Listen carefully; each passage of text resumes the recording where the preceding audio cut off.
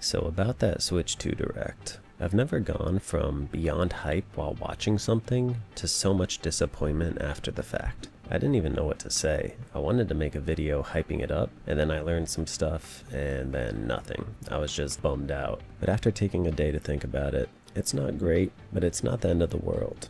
Or gaming. I hope.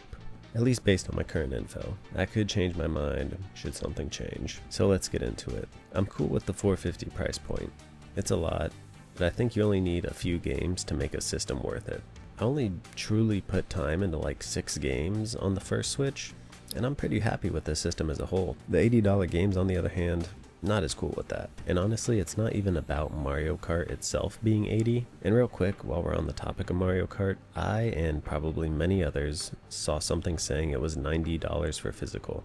That's not true, at least for the US. We can see pre-orders from various places has the physical priced at 80.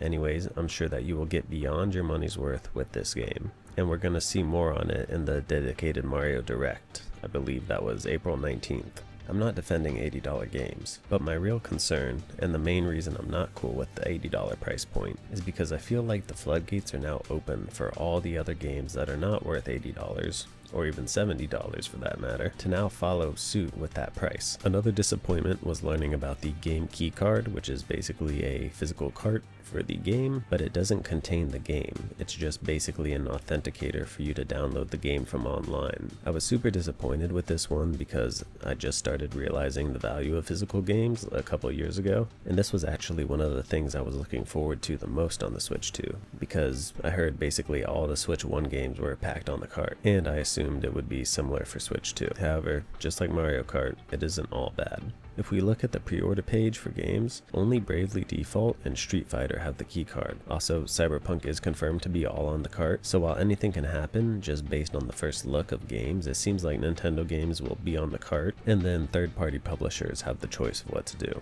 Also, I do like how it just says it on the front, makes it super easy to tell which games require an online download or not, save you the time if you were thinking about buying it physical. Another slight disappointment is the Switch UI looking almost identical to the original. I hope you can customize it beyond light and dark. Custom themes would be sick, but if we get more than 2, you know, at least that's an upgrade from the past 7 years. Before I get on to my biggest disappointment from learning stuff after the Direct, I did want to mention some bright spots in all this, for me personally, and that was the GameCube NSO. Although I do wish there was an option to buy the games individually. The mouse functionality, I think, has so much potential. I really hope third parties will take advantage of it as well. And finally, the game I'm actually really interested in is the wheelchair NBA Jam game, or as I saw it on Twitter, Woke Rocket League. This game looks cool, probably just because I love basketball and it includes the mouse controls that I'm hyped about, but I hope this game has some depth to it. I definitely want this to be a staying game on the Switch too. Alright, my final and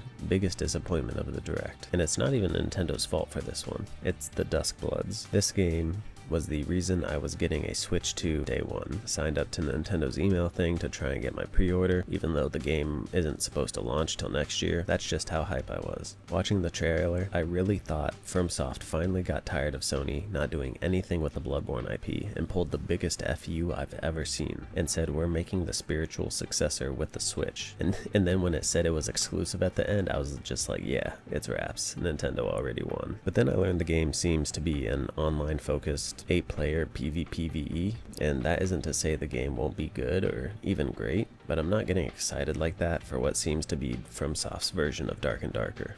I thought I was getting the spiritual successor of Bloodborne, and that's what I wanted. It was like how I felt when they showed off Night Rain for the first time at the Keighley show.